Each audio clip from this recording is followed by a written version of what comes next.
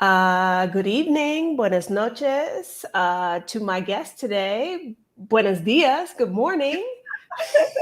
Hola, ¿cómo estás? Muy bien, gracias. ¿Y usted? Ooh, we can go a long way on this. I struggle with that because I don't do small talk in English. Yeah, So I want to be like hello and keep it moving. And here people are like, there's this like whole song and dance, and it yeah, stresses some me out dancing. every day, every day. Okay, y'all. I'm very excited. Our guest tonight, Miss Kindal Tyson, is coming to us live from Beijing, China, Hi. where she has been living for the last 3 years or Or, four. Okay. yeah, All right. Last 4 years. And I'm excited to have her here, and I think y'all are going to be as well. We're talking all things mental well being, mental wellness, particularly for those of us who live outside the US. We live outside our home country, away from a lot of the people, who mean stuff to us, as well as in new cultures and all of that good stuff. So, before we jump into that, in case there are new people watching, or in case you are watching this in the future and you found the replay, hello, how are you? Glad you're here. My name is Adelia Aborishade. Although most people on the internet know me as Picky Girl Travels the World, I am the founder, creator, I don't know. all of that. All of that of the Picky Girls Travel Solo Facebook group. If you are a Black woman and you want to travel solo, you currently travel solo, you're thinking about traveling solo, you might want to check out the group on Facebook. I am also a financial educator because I want more Black women to live the life of their dreams. And if we're real about it, you need money to do that. So I help them sort out their money. I have a group coaching program that's very, very flexible. It's month to month, no long term commitment, called the Financial Confidence Academy, where women of color, so Black, brown ladies, can learn to manage their money. They can ask all of those money questions that maybe they're too embarrassed to ask in public. It's a safe Mhm. space. Because again, this channel, if you haven't picked that up already, is about living your best life, doing whatever that is for you, and figuring out how to finance it. So we talk about living abroad, we talk about traveling, we talk about money, we talk about all that stuff. So if that sounds like something you're into, please subscribe. And you probably want to turn on notifications so that the next time there is a live, and in case, I don't know if y'all noticed, there are lots of lives scheduled. Uh, we're going to be talking about some really good stuff this month. So if you don't have on, what are those things called? Notifications, you might want to turn those on. All right. So there's the whole spiel. All right. So, um, how did you end up in China? First of all, let's talk about that. It's always an interesting story. So I didn't search for China. China found me via people that used to work on my team when I was administrator. Finishing a counseling program, my licensure. I'm a licensed therapist, working in a school, and the former teacher that used to work on my team, she and her husband moved abroad. A few years go by, they're like, "Oh, we have a counseling position open. Would you like to come? We want you to come." And I wasn't complete with my studies yet, so I was like, I can't right now, but if the opportunity arises again, great, let me know. Well, it did the next year, and I finished. My licensure was complete. I was fully licensed. I was at a job at a school where some of the people that I met are still family, yet the trope is often true when they say people don't leave schools, they leave leadership. And so that was my lived reality.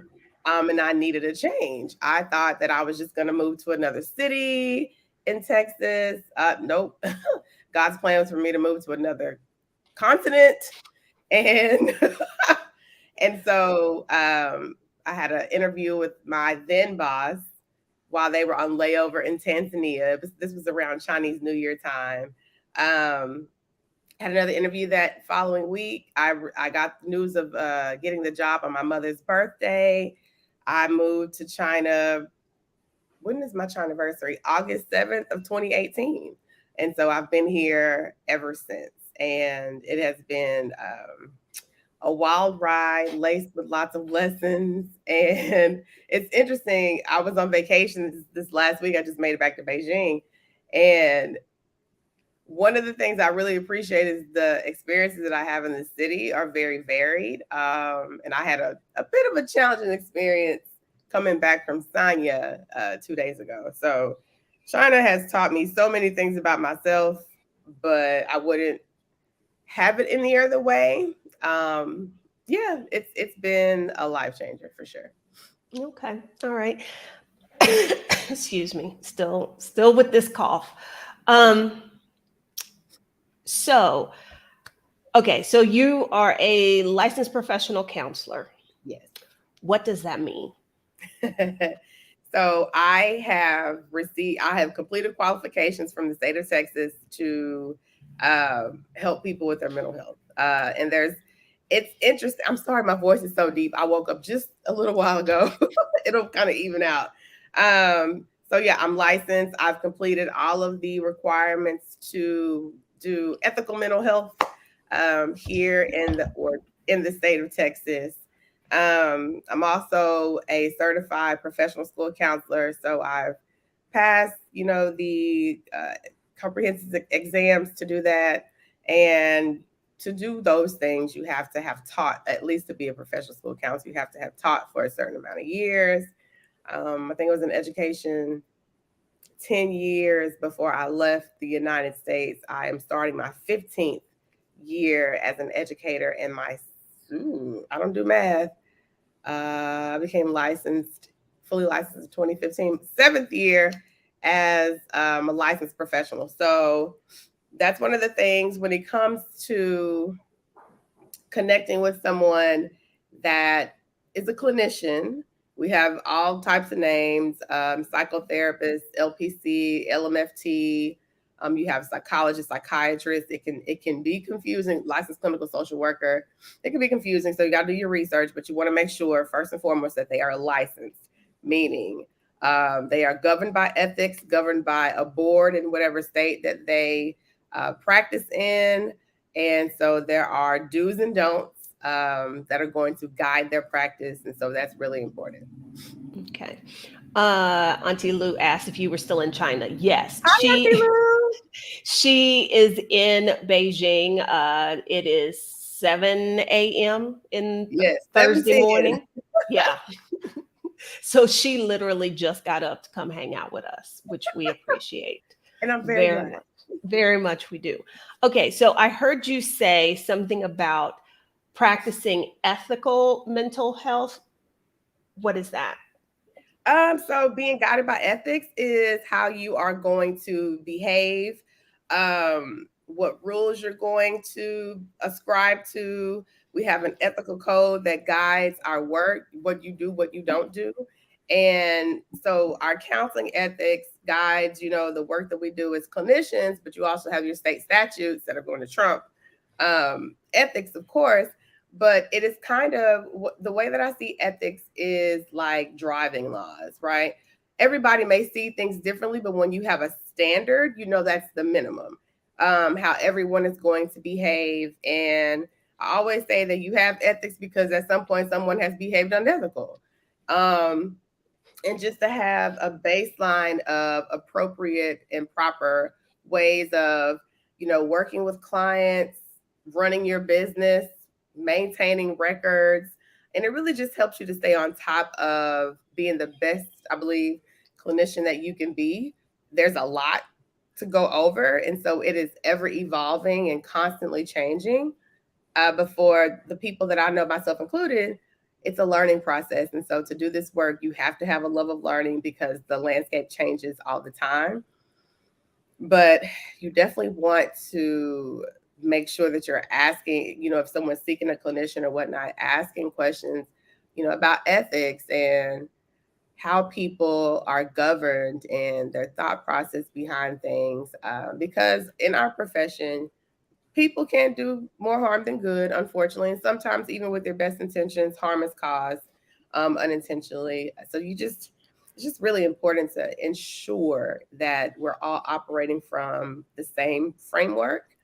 That way it kind of mitigates what I didn't know. Well, you got this ethical code right here. You're supposed to know.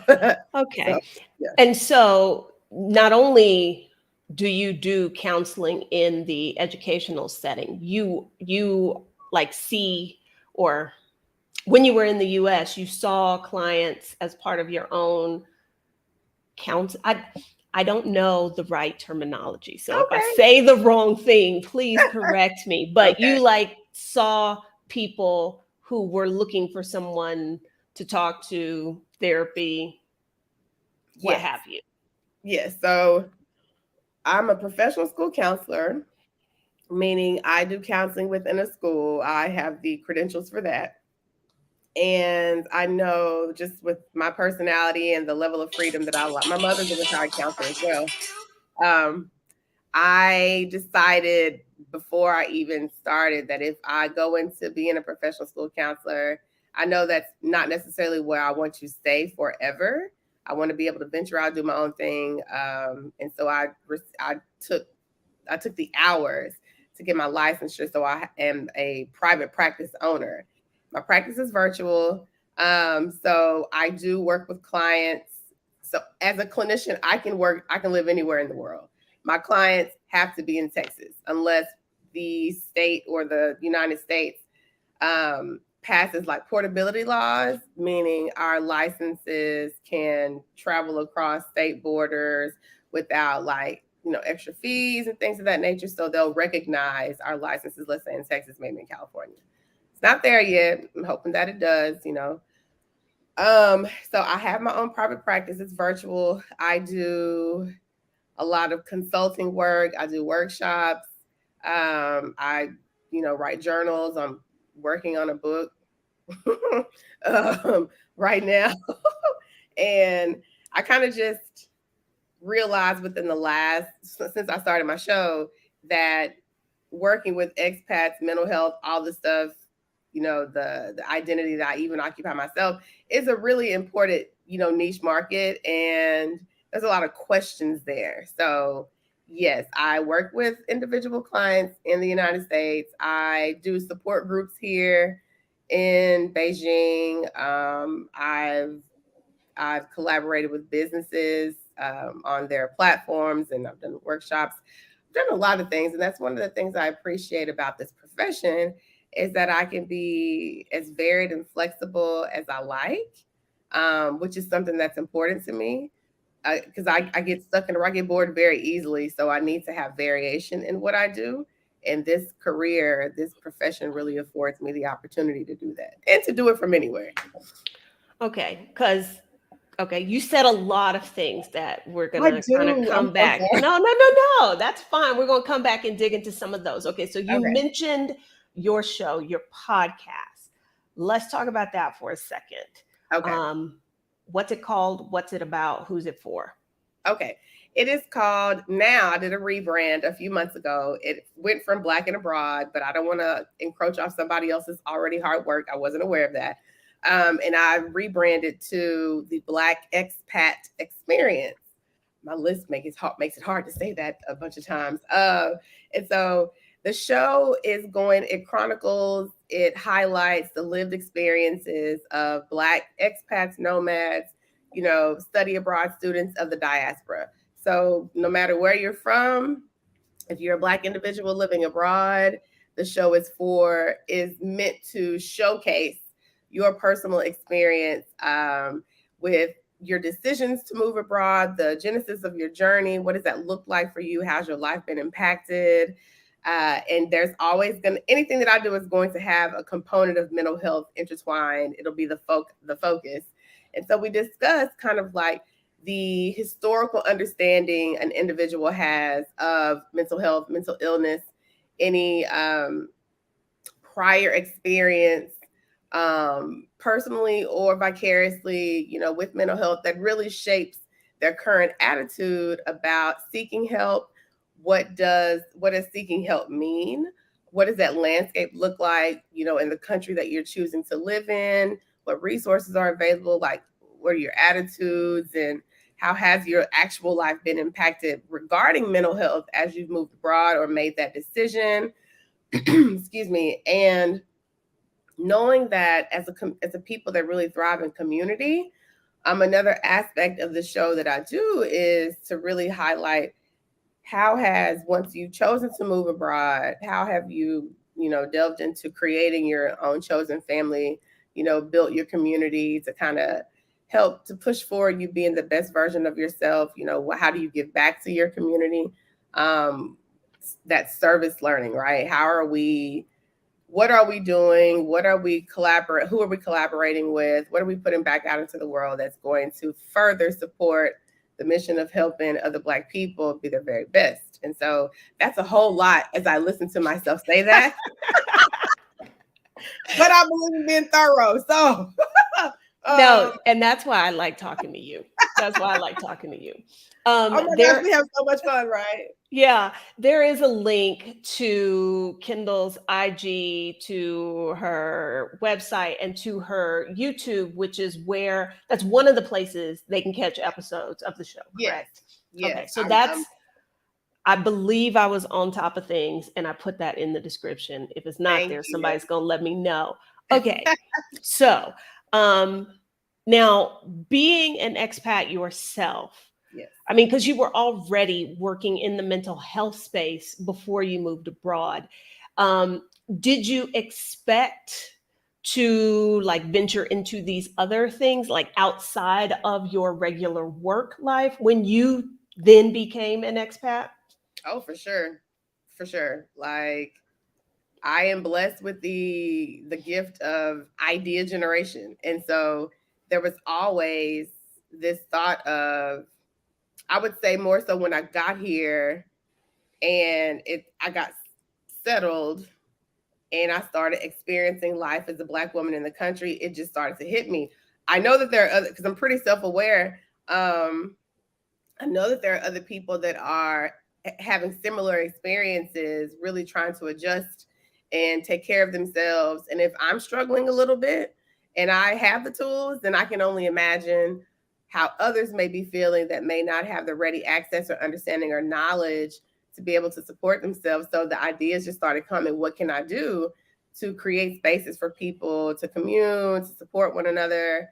And so I can't say I never thought, because I had my vision board over here and my little mind map of professional career of all the things that I would like to spur out of just this being a Black expat as a clinician. There's so much to be born out of that. So yes, I don't know how to answer just a straight question.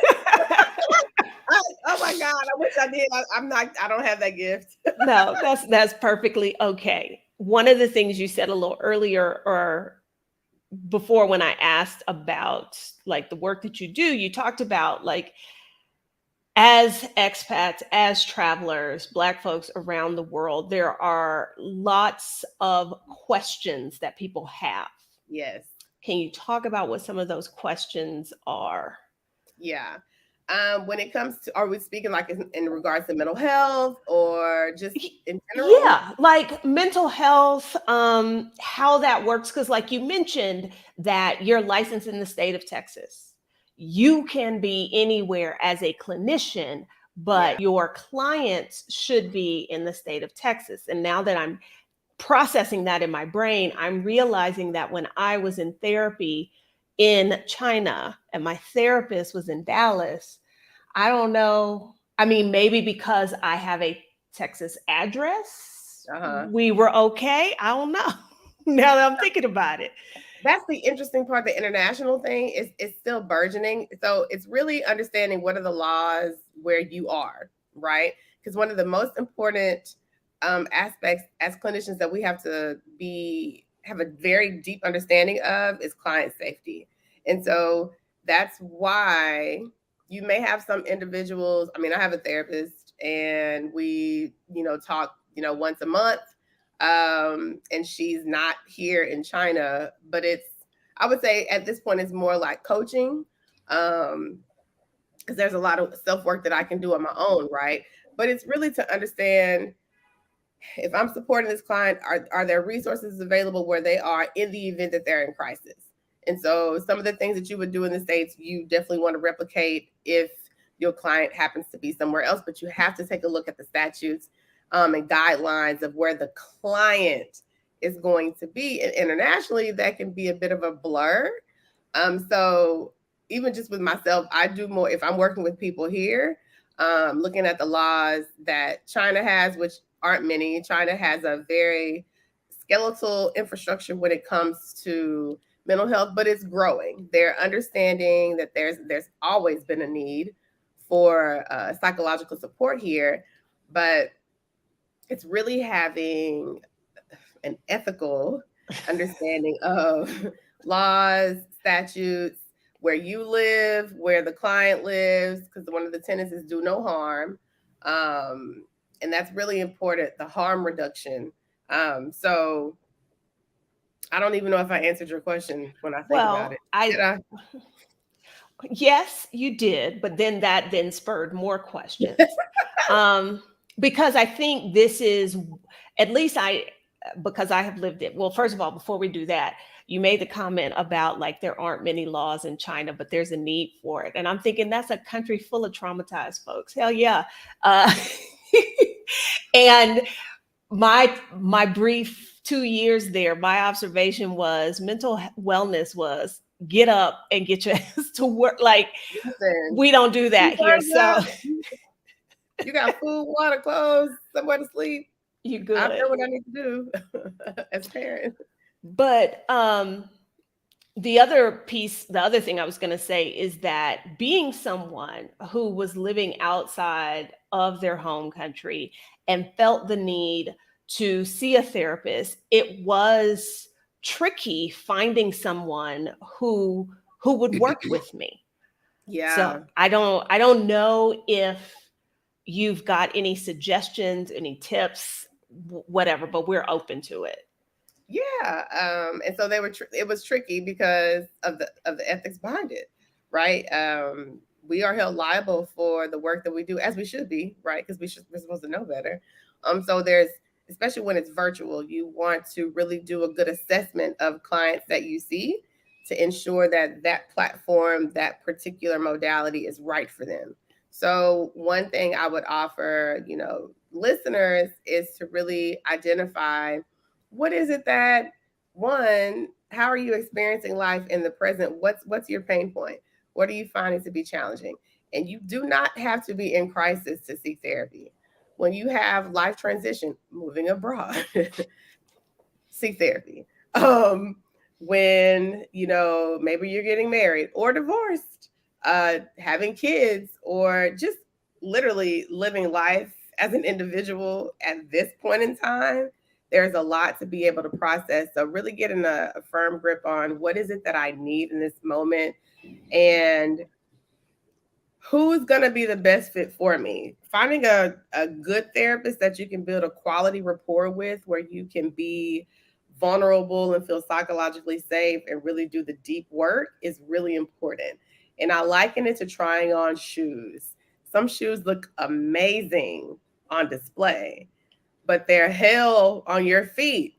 And so you have to recognize, okay, that didn't work, and I need to try something different. Finding a good therapist can be like that, but it's amazing when you do find a good fit and you build that, professional relationship with a person that you can be very open and honest with.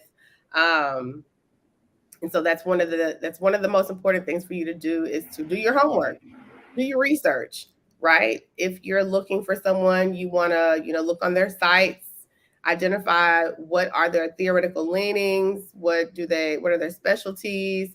Do you want to work with a woman of color, a black, which I don't often use, a black woman, and then other people of color, identifying what do you need to keep coming back, right? So that you can continue to do the work that's important for you to live a healthier, more balanced life. Identifying the having, I think, a sense of understanding of the laws in your state. What can work, what doesn't work, where do you find that information? And Texas is interesting, right? Very interesting when it comes to statutes and rules. But there's lots of information out there. Understanding how to get your therapy financed. Is that through insurance if you have it? Is that through programs like the Boris L. Henson Foundation provides, which if you're not aware of that, please. We're not aware. So please repeat Okay. that. So no, we're not aware. So Taraji P. Henson created a mental health foundation called the Boris L. Henson Foundation. And what it does, I'm not sure if we're in another cohort or not, but you can sign up, women of color, people of color can sign up to work with clinicians of color, and you will receive up to 5 free sessions, bless you, up to 5 free sessions of therapy from a licensed clinician, and bless you. And they are all over the United States. I'm one in Texas. And so this is a great program for individuals who might lack, insurance, or who may have insurance that does not cover mental health. So the Boris L. Henson Foundation, you can go look up their mental wellness support program. I think they just added a program for college students, if I'm not mistaken. But it's a really good resource. There are lots of other resources. I'm still doing my research as well, where programs could help offset any cost that that you incur when it comes to mental health. And this is one of the what do I call it? Concerns that a lot of people have, even, as a clinician. I went into this profession because I want to help those who were underrepresented, underserved communities, under-resourced, and didn't have a lot of knowledge about the importance of mental health. And with that comes some financial barrier. But then it's like, but I also have to make a living, right? I want to live well. I'm used to that, taking care of myself. And so when it comes to cultural competency, cultural understanding, it's how do you collaborate, partner with? What does it look like to offer a variety of services that are going to help these populations that are historically underrepresented for a variety of reasons in this space? But they need it, right? We all need it. So it's a lot of ethics. It's a lot of wondering why. It's a lot of... Well, I'm hoping that, I was going to say, as boundaries don't matter as much, but that's a very privileged thing to say because I have a U.S. passport. So let me fix that. As more people are living a life that has them moving place to place, often living outside of their home country, I am hoping that like the rules and all of those things kind of catch up to make it less difficult, less of an issue. That's what I'm hoping. Like, 10 years ago, when you said digital nomad, there was a very, very small number of people who knew what the hell that was or what that meant. That is, that's in the vernacular now. So I'm hoping that, things catch up there. Okay. Something you said, I'm trying to write things down because my COVID brain I don't be remembering things. I talk fast, so please. Okay. One of the things you said in that answer or a previous answer was talking about you don't have to be in crisis to seek help, that when there are transitions in life. And so I'm thinking about the mental health, mental well-being concerns that you see, that I hear about in the work that I do from people after they have moved abroad.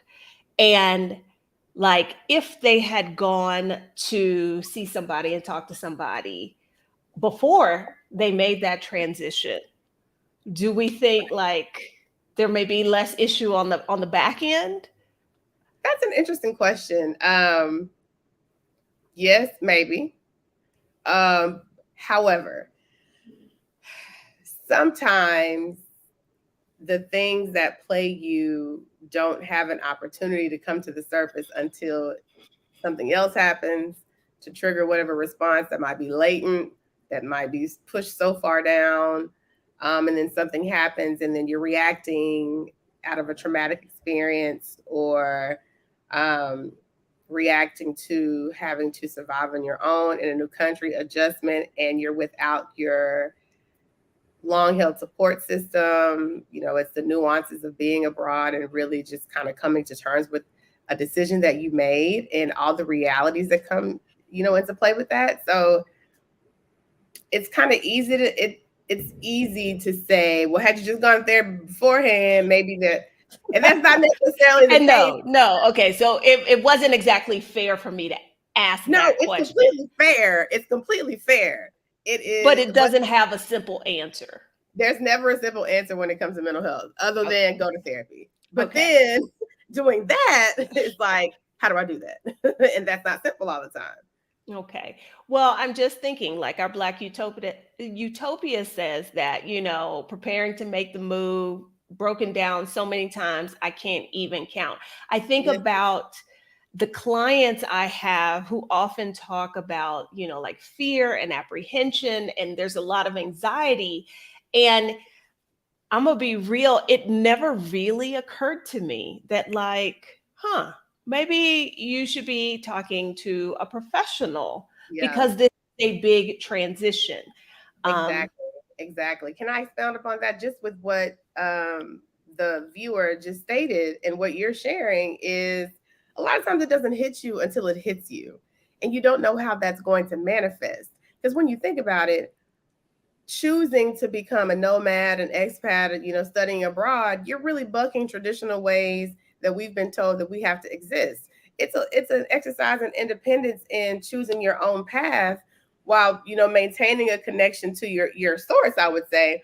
But you're out in the world and doing things on your own terms, but you also have to contend with, how is that going to be perceived? Am I going to be able to deal with all of that?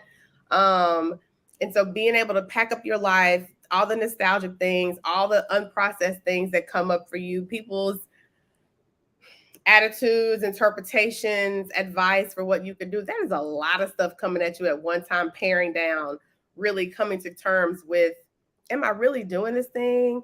The fear, the anxiety, the financial questions, all of that. So it is key.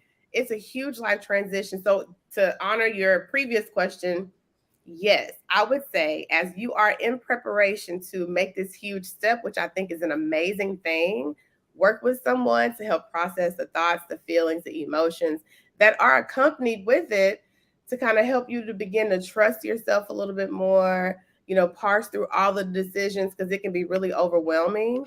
And just know that you're doing what's best for you in that moment, but you can always return to whatever it is that you need to return to, right? But it also gives you the opportunity to, again, assess, why am I doing this? What is the reason? What's the foundational reason to me choosing to leave? Am I running from, or am I choosing to forge toward? Because that's definitely going to impact your current experience and your future experience as well. the running from in Mhm. one of the Black like wannabe expat groups, somebody made a comment to that, like they felt conflicted, like that they were running away from certain problems, certain issues that existed in the US, and they felt conflicted, like, should I stay and should I fight? And I had to say, I was like, everybody ain't running from something. Like, I wouldn't. I wasn't either. Right.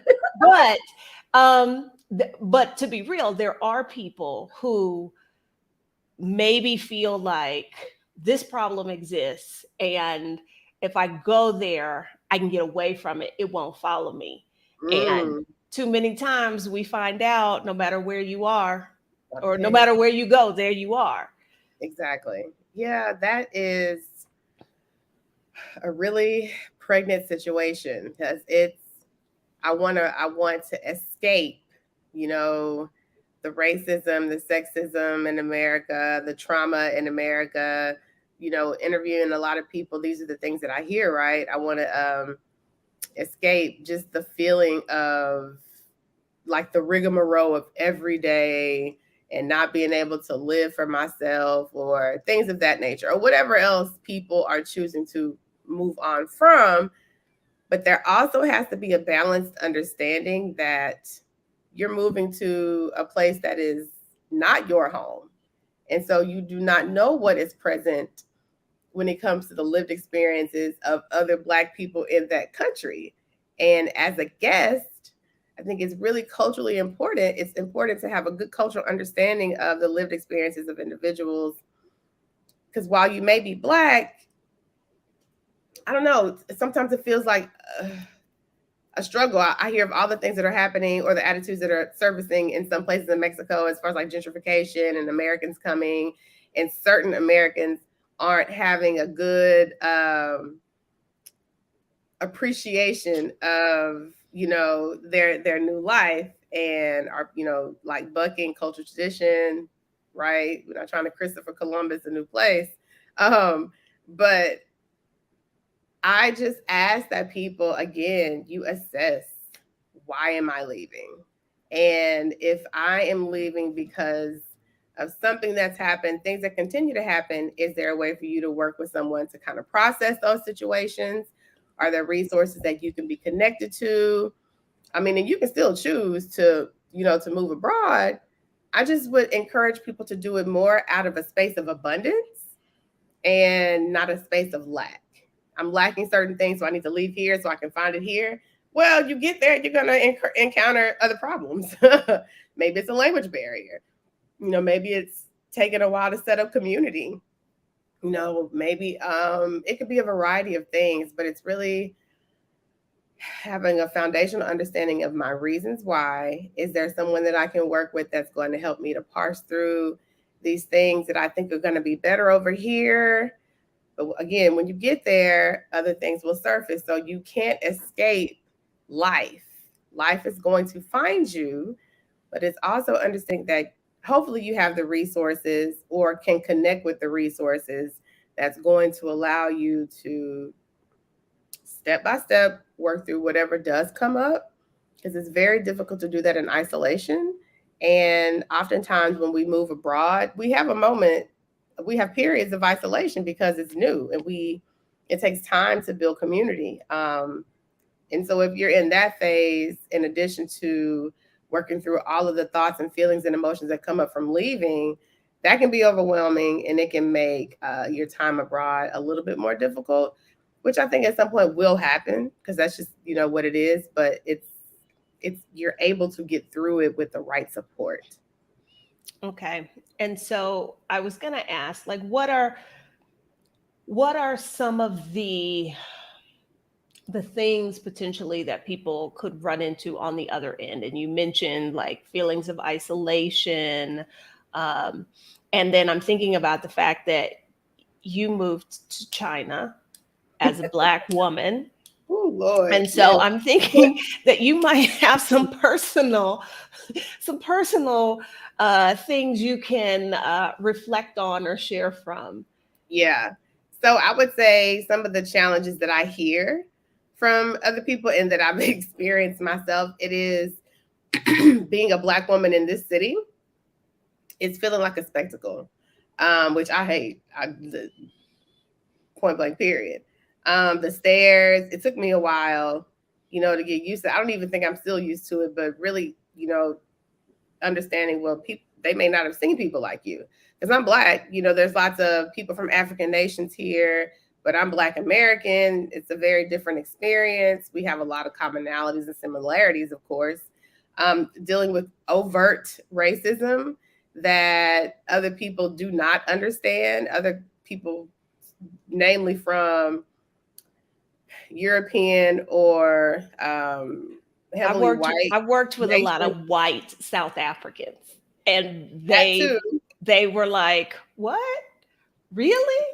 They would never Uh, understand, right? And I have a lot of political opinions, and I don't mind sharing them, right? A lot of people you meet over here are more liberal minded, but still don't understand what it is to live in this skin abroad. So the experiences are very different. And so a lot of people aren't, one of the things I ran into is a lot of people aren't used to outspoken, knowledgeable Black people that don't cower if you disagree. Oh, no, but that's just an open opportunity for us to further discuss and for there to be an understanding that's built. You used to have sometimes struggles with like boundary issues, and just where I am, just the overpopulation can be a lot. And so really knowing when to like just to lay low or to engage. Some other things that I've noticed is people not understanding like the warning signs of mental health decline.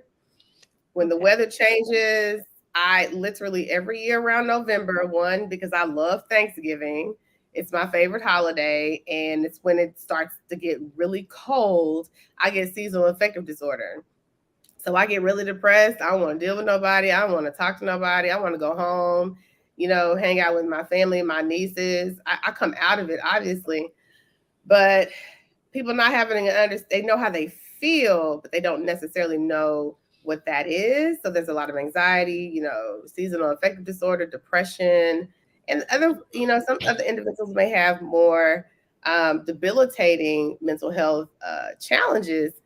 And the infrastructure here, again, is a bit limited there and not very culturally diverse. And so I know myself, I want to work with a Black clinician.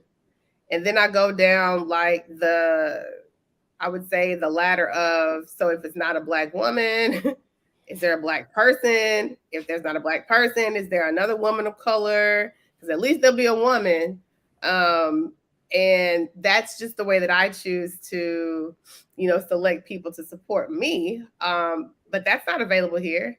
I cannot count on one hand. Because that's what I was wondering, like, because I think about that, like it never occurred to me to seek someone in person while I was there in China, because Yeah. I knew it needed to be a Black woman, and Yeah. I knew odds of finding that were limited, so I didn't even bother to look. Yeah, like for instance, just a moment of self-disclosure, I'm going to, because clinicians have issues too, I'm going to get tested for ADD because I've been noticing some things in my life, and I'm really having to come to terms with the fact that it might not be a Black psychiatrist that I work with, and knowing that I want to have that particular kind of conversation and assessment in person, just so I can ask more questions. Of course, do my own research. Finding a Black individual is not going to happen in this city, and really identifying, who do I think would next be the best fit? Who am I not going to have to explain so much to? Because there's a lot of ecological system that goes into our functioning. Like your environment will impact how you live. And we don't live in isolation. Like we don't thrive that way. There's a lot of external things that impact the way that we show up. And yeah, that's that's something that I've been trying to work through. Honestly, the last month, and I have not pulled the trigger yet for that very reason. So yeah. Okay, and you said something that made me think of something like, oh, this could be an issue. that sometimes people are experiencing a decline in their mental well-being, but they aren't aware of it. Mm. Are there things that one could look out for, or like, is there a way that you could like get reflective and be like, oh, okay, this should be, or what are the warning signs? I don't know what I'm asking, but I know what Yeah, I'm asking. yeah. Oh, for sure, right? Well, if you notice that you're doing a lot of I should be doing this, I should be doing what we call shoulding on yourself, and you're not, that could be an indicator that okay, something is not connecting.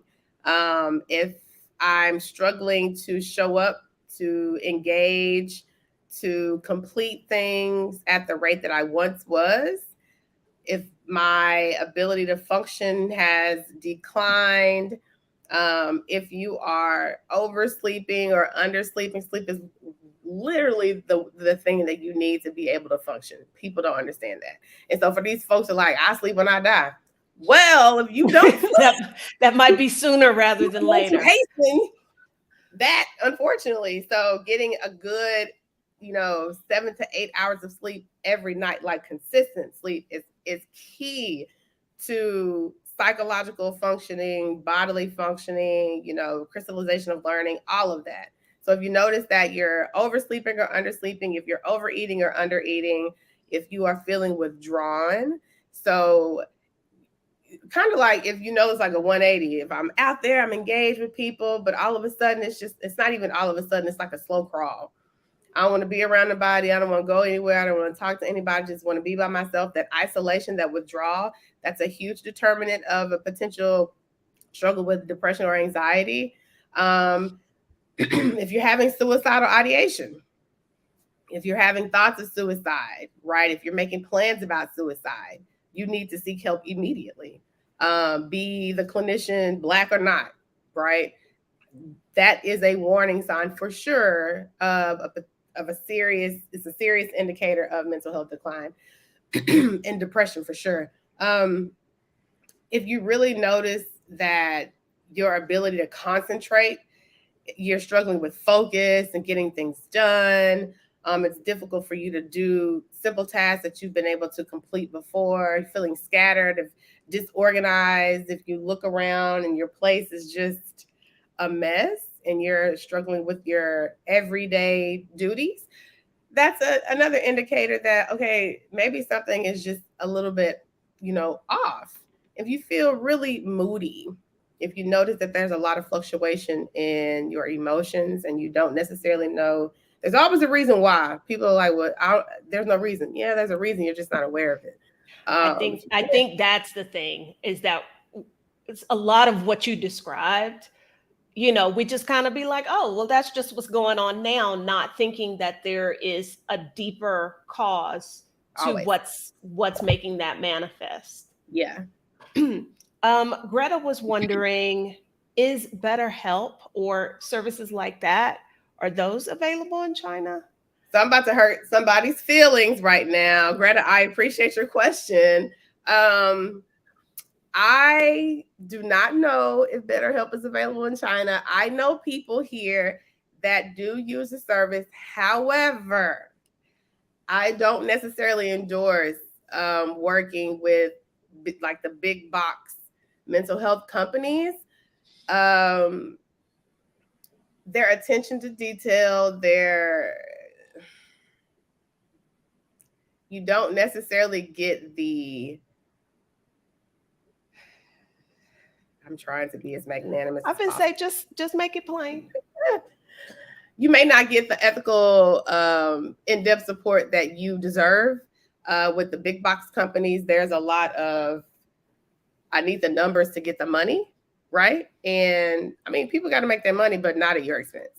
So I encourage, if that is the resource that you have to use, do your homework, right? You get the opportunity to ask these clinicians questions, their background, how long they've been serving in this particular position, working with this company, theoretical orientation and leaning, ways that they handle ethical decisions. And if you do not feel that connection that you need, try on another shoe. Okay. So I don't even know if I answered it, but No, I think you did. I think you did. Now, a little while ago, I came across a website called Location Independent Therapists. Are you familiar with that? I'm not. Let me write that down. Okay. Well, Location independent therapists. yes, I have not dug into it, but Okay. okay, the URL is locationindependenttherapist.com. I don't know if that's location independent within the US, within specific content. I don't know, y'all, but Mhm. it seemed to me it would be something worth looking at if Right. you are looking for somebody to talk to. That sounds interesting. I would say maybe location independent, because you have to be licensed. If you're in the United States, you have to be licensed by a certain location. So that doesn't mean, well, and I can't say that, like for us and for clinicians in Texas, I can work anywhere, right? But again, my clients, if I'm doing therapy, needs to be, in Texas. I would say, unless I'm working with someone internationally, but there are some states that you can't do that. And so you really have to have a good understanding of your state ethics and your state statutes so that you aren't found to be operating unethically, and then have some sort of sanction put against your licensure. So that's an interesting concept. I'm going to do more research on that. I would imagine maybe they are out of the country. Well, I was just on the main page of the site. One of the ladies who started it is a digital nomad, French and German.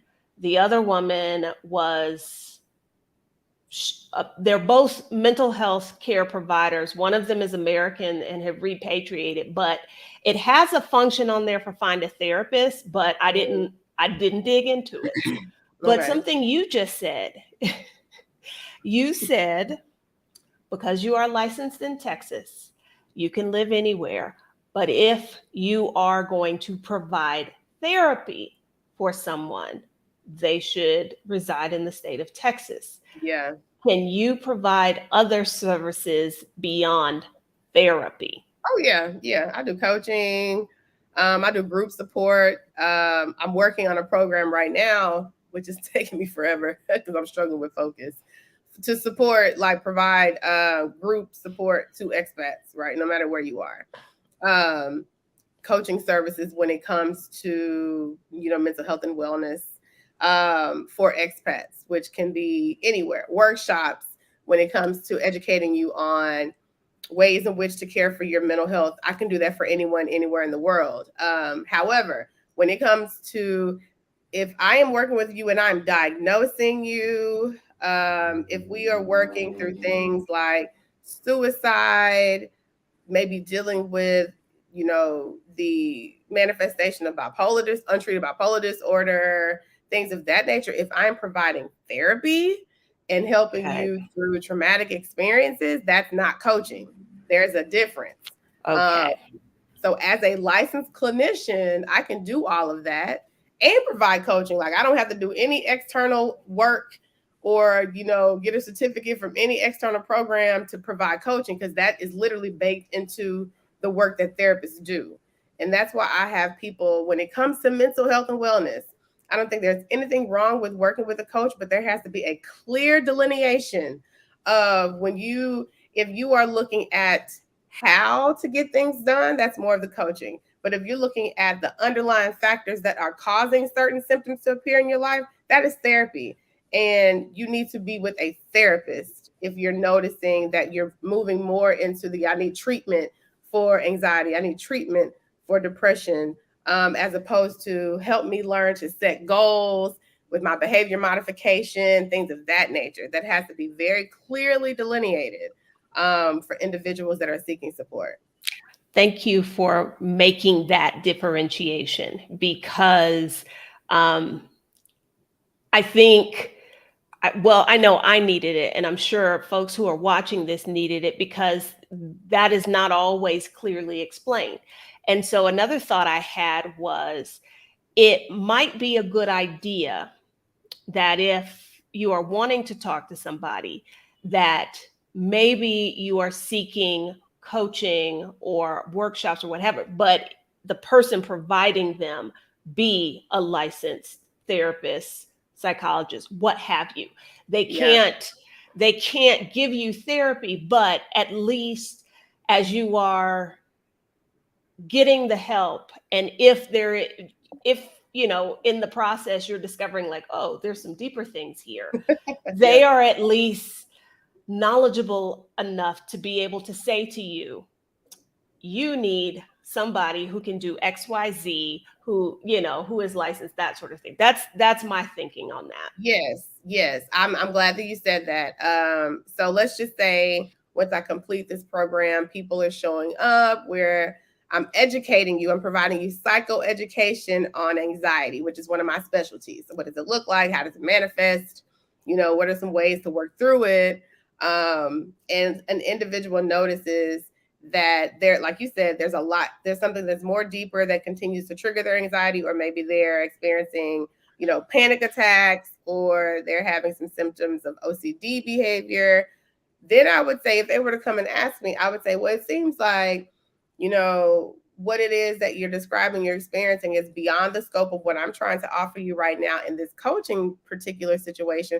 And I believe it would be in your best interest to reach out to a licensed clinician, a licensed therapist that's going to be able to help you assess, like really find out definitively what it is that you're experiencing, because you notice some of what you're experiencing come up in the descriptors in this particular class, but this is not a replacement for therapy.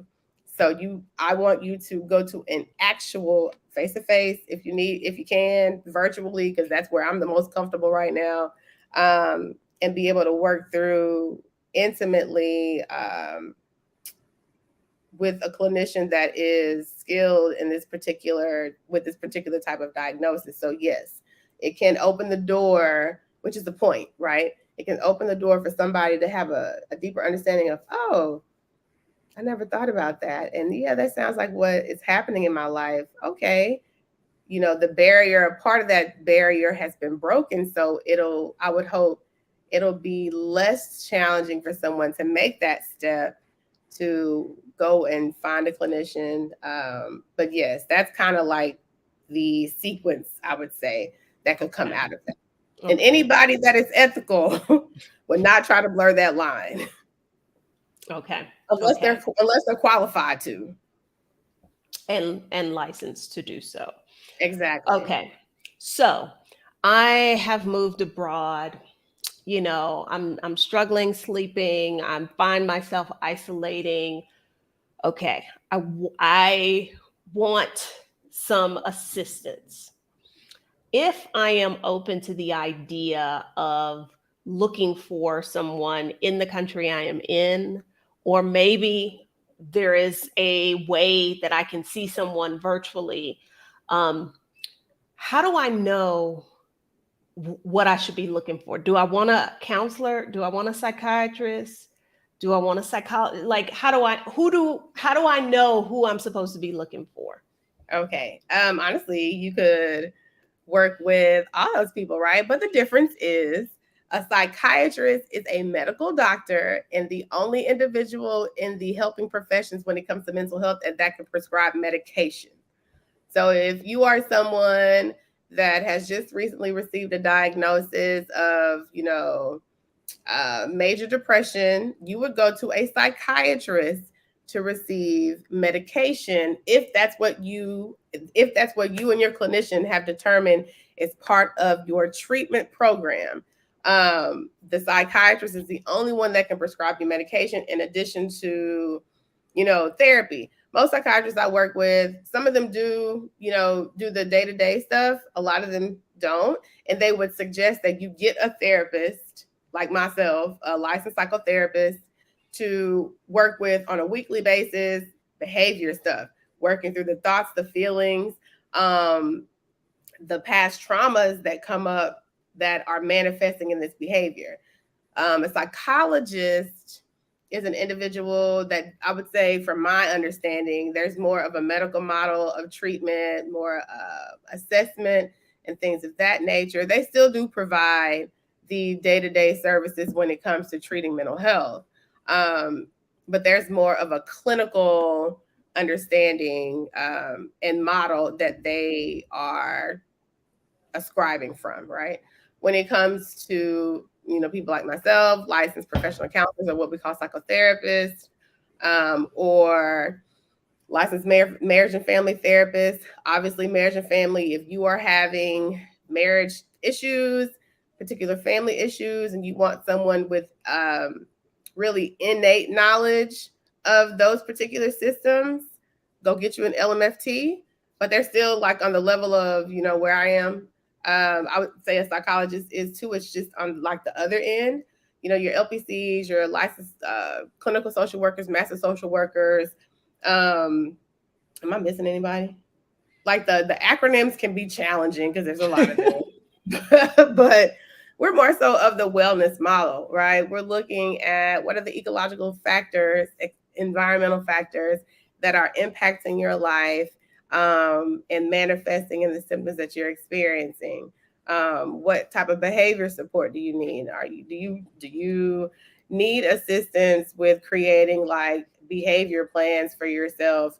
Creating safety plans for yourself, self-care plans for yourself, working on hierarchies to help you with exposure if you're experiencing social anxiety or exposure for OCD. Those are things for sure that a licensed psychotherapist and all the rest of the iteration of what we do can assist you on. And it's just really key to do your research, right? The clinician that you're working with shouldn't be the one telling you all the information. So we can add I'm psychiatric nurse practitioner and to the list of all the folks we can look for. I didn't know that nurse practitioners prescribe medication. My understanding is, clearly I'm not a nurse practitioner, but the knowledge and the understanding that they have is very aligned with doctors. Please correct me if I'm wrong. Exactly, she's doctoral level training. Yeah. Okay. Thank you for that clarification. Okay. Oh no, my computer was doing something weird. Sorry. Okay.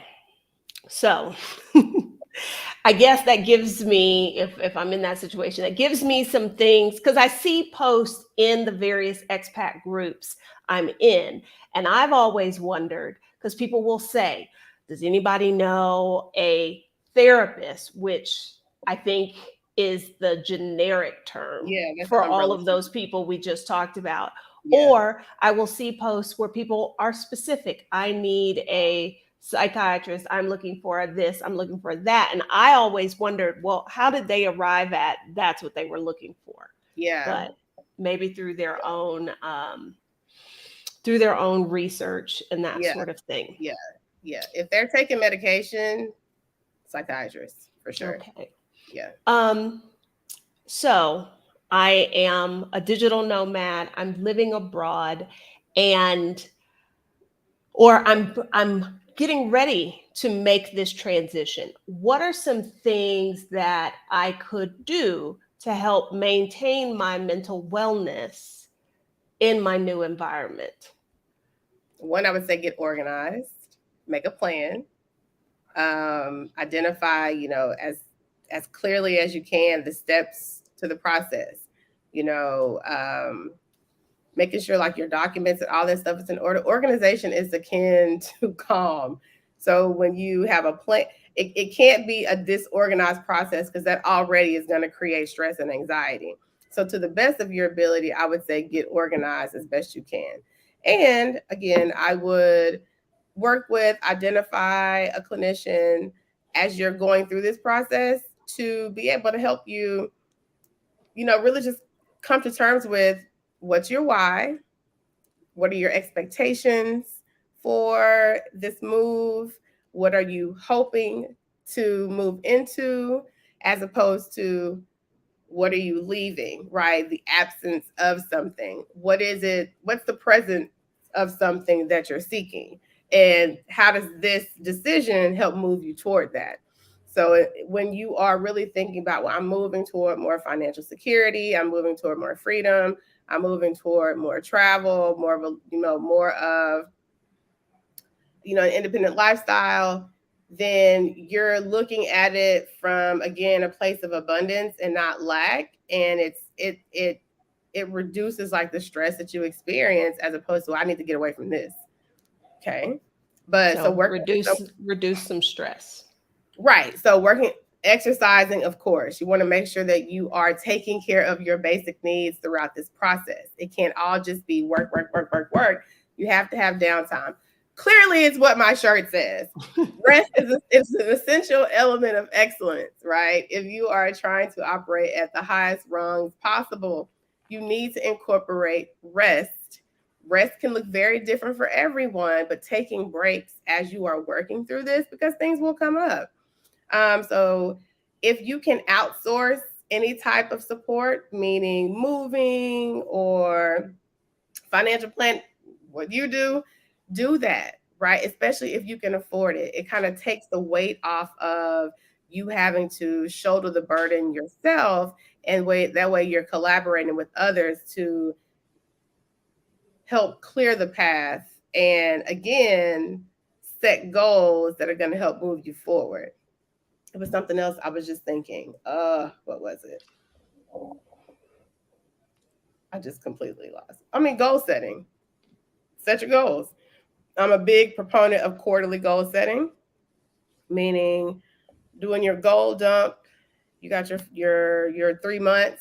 What are the major things that you want to accomplish in those 3 months, and how do you really focus on at least one or two per month, so that you're not overwhelmed? But that's going to help you to be a bit more directed in what you're doing. That reduces stress in itself. Again, when you're being able to work towards something, goal setting is going to help you to reach achievements that you've set for yourself, so that you're not feeling like, I'm just here, nothing's happening. You're working toward things. And I would say setting boundaries. That's what it was. Setting boundaries with individuals that may not be in alignment with your decision. Having When you have a clear understanding of your reasons, what you're doing, why you're doing it, no one honestly is obliged to agree with you. But you have to have a very clear understanding of, I'm doing this because your support is welcomed. However, your support is not mandatory. So knowing how to be able to implement those empathetic boundaries for the individuals that are making it difficult for you to be accepting of your decision, that are naysayers, that are just giving off negative energy, that's making your process a bit more difficult, and working through whatever guilt comes up from that, right? That's really important. So surrounding yourself with supportive people in your community is going to be an important factor as well. People that are going to be able to be like, celebrate your decision, right? And make plans on how we're going to stay connected. Folks that want to see you win and that are going to help you along the journey. I think those are some key things that people may want to consider. I'm sure there's others out there when they are embarking upon this decision. Okay. And first thing you said was get organized. And our Black Utopia says, yes, when I'm stressed and anxious, I have to access where that feeling is coming from. I feel better when I have a plan and what is bothering me. So if you are watching this and you are contemplating a move abroad, and the idea of where do I start is stressing you out, making you anxious, I have a move abroad checklist that I think our Black Utopia would vouch for. I know she would, because she's been on this channel before and she said it on her channel as well. And the URL is scrolling at the bottom of the screen. There is a link in the description. So that checklist, it's available, it's free. It can help at least give you a place to start and help you kind of put that plan together. Yeah. Now, if I am abroad, Are there things that I'm living in some other country? Are there things that I should be doing to help keep my mental health, my mental wellness where it's supposed to be? Oh, for sure. I would say the most important things are taking care of your basic needs, getting at least 8 hours of sleep, making sure that you are exercising 3 to 5 times a day, at least 30 minutes. If you can do more, if you can do it more frequently, go for it. Staying hydrated is really important. Hydration, helps you cognitively, it helps you function, and making sure that you are eating well. Those You would be surprised at how just taking care of the basics is going to keep you, cognitively functioning well, having more emotional balance, and being able just to show up. Additionally, I would say doing what you can to begin to create your sense of community. It's very difficult to thrive in isolation. And so maybe identifying different groups that you can become a part of where you have similar interests. A lot of people tend to connect with people from work. I say that's great. Yet, I always have a caveat when it comes to friends at work, because y'all are all new. Y'all don't really know each other. Y'all ain't winning. Y'all ain't experienced anything with each other yet, and everybody deals with conflict differently. So if you start off building friendships with individuals at work, I think that's a really good thing if it works out. But you definitely want to, in addition to that, build a community of support external to your work environment in the event that that doesn't always work out.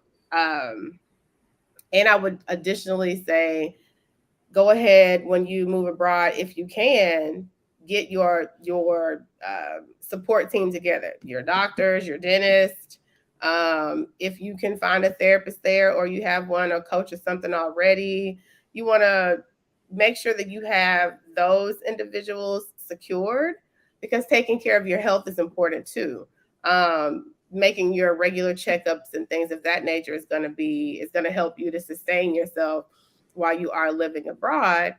And what else can I say? Create yourself some sort of ritual or routine that really allows you to experience being in the city.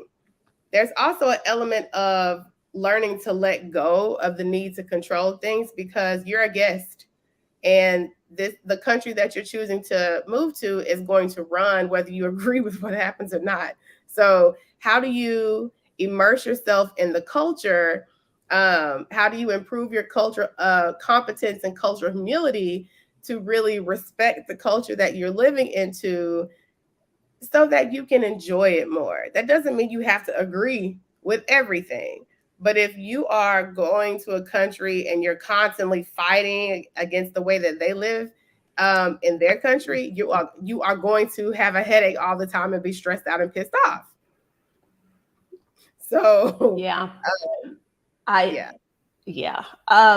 Because I was gonna say that sounds like that's not the right country for you, but right. And so you do your know, homework. yeah. One of the things I ask people on my show is, what were some of the determining factors for you? Or no, that's not the question. It was, what do you need in a country to thrive? Right? Do you need to be in a warm country? Because I know now I ain't moving to nowhere else that is cold so much. Right? I know that now. Do you have a desire to learn more about a specific culture? Um, do you want to date a particular type of man or woman or person? Um, do you align with whatever politics the country has? With Yeah, like you're listing off all these questions, and I'm thinking, I knew the answer to all of those questions for me with China was like, girl, you should not be here. And I knew that before I moved there. So, yeah, it was an opportunity though. This is a yeah. strategy for sure. Okay. All right. I don't know if the folks who are here live have any questions for Kendall. I like Dee's comment about creating a routine for herself because she's not going to be working, or at least not working the job that she currently has, Right. and how that, will help uh, as she makes that transition into this new life. Yeah, the Uh, routine is key. It'll help you feel a sense of accomplishment and not stagnant, if that makes sense. So routine is key. I always have clients create morning, afternoon rituals and routines, especially if they're struggling in certain areas. So that's really important. okay. Um, are there any resources that you are aware of and you can share with us that would be of use to folks who are already outside the US? Hmm. Well, it really just depends on what they're looking for. Um, I'm always going to pub the Boris Henson Foundation when it comes to being able to supplement the cost of therapy, right? And I mean, obviously, my website, you can go for information. I will I'm still doing my own research in that regard, trying to identify like what is available out there for expats. But one of the things I can say is through your insurance, if you have insurance, identifying who are supports, who are clinicians in the country that you reside that you can connect with. Your insurance should be a wealth of information. They should have guides to medical professionals that are available to provide the type of support that you're seeking. And again, identifying when you get there, like getting your roster together. This is my doctor, my dentist, my well woman. This is my acupuncturist, if that's something that you're into, if you're doing holistic medicine and things of that nature. Um, and making sure that you are joining communities that specifically are tailored to the needs that you are trying to meet. So I don't have tons of resources or information at the moment, but once I do gather all of that, because it's definitely in the budding stages of me getting this book together, I can definitely share that with you. But I would say start there. Those are good, and those are good starting points for people that already have the information compiled for you, so you don't have to do a ton of extra research. And then once you begin to branch out and connect with people and join communities, word of mouth is a really good way to connect with quality people that have been there for a while, that can point you in the direction of the people that provide the services that you're seeking. So what I would offer may not be as specific and tailored as individuals that are already living there that may be able to offer you for the country that you're living in. I see, if there is anybody who is watching this and works in this space, and I think I told you this the other day, um, there's an opportunity here, y'all, because you see what folks need. Yeah. And I often get that question of, I see it a lot, of people who work in the health space, sometimes mental health space, thinking like, well, if it's not simply I go practice in that new country, they don't see a way that they can use the skill set and the knowledge they already have Oh to God. earn money when they're abroad. And I'm like, y'all, here's a niche right here Yeah. that desperately needs to be filled. Yeah. Um, But I will say this. mhm. Make sure that the individual that is providing the services is ethical. Okay, and that's why I Ethical said is always the key. folks who are already doing this, they're doing this work already, but Yeah. they're looking for that, I don't know how I can translate this when I Yeah. leave the US. Yeah. Those are the folks I'm talking about. Yeah. Okay. And Dee makes a good recommendation. If you take meds Yes. before you stop working, get that 90-day mail-in order.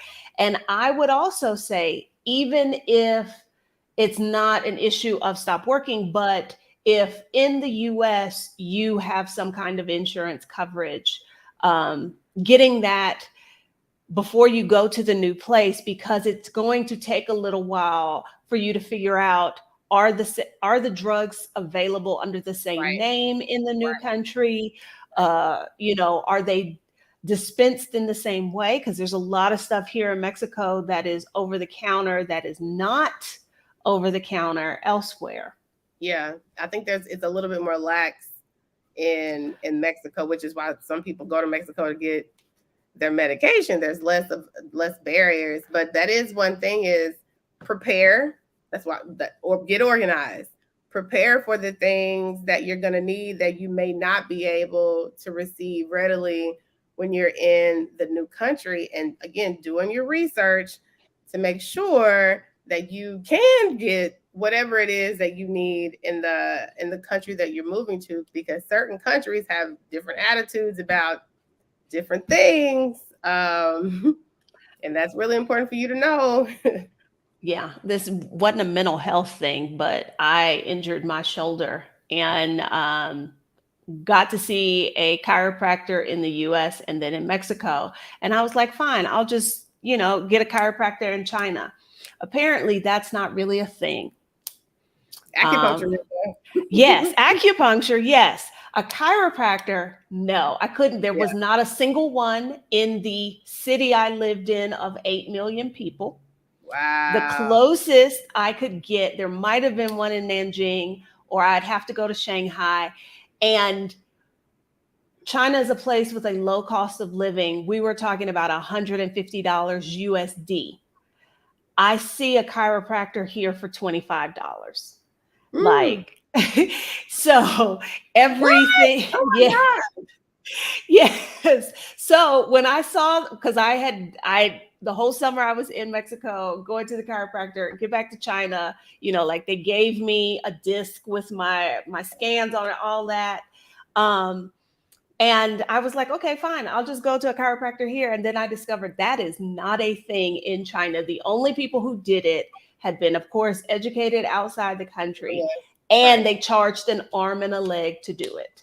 The law of supply and demand. Yes. So that is definitely something to think about when you are making that transition. Do insurance companies have move abroad checklists? I don't even know. But Demi, do you have my checklist?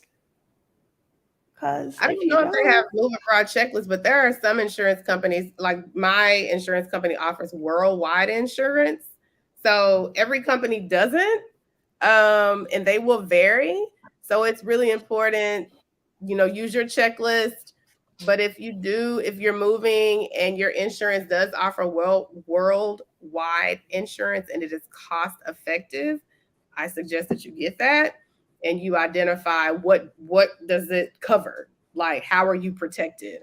I know one job I had, my first job out here, we had, insurance, and it was such a vast difference. The insurance offered everywhere but the US was like $9 a month. But if we wanted to add the US, it went up to $300 a month. That sounds about right. That's crazy. Yeah. That sounds about right. About right. Well, thank you so much for giving us a little bit of your morning. I hope that you can enjoy the rest of your Thursday. Thank you to everybody who like 30 minutes. So yeah. Thank you to everybody who joined live. If you're watching the replay, thank you for watching as well. Again, if you haven't subscribed to the channel, please do that, because I like to see that number go up. I know I shouldn't care, but I do. I mean, it's there for a reason, right? Again, in the description, there are links where you can follow Kindal, as well as catch episodes of the podcast and other mental health content that she posts on both IG and on her YouTube channel, as well as the website for her practice. That's the word I was looking for. Yeah. Okay. All right. So thank y'all. And good night, everybody. Bye. Good morning in China.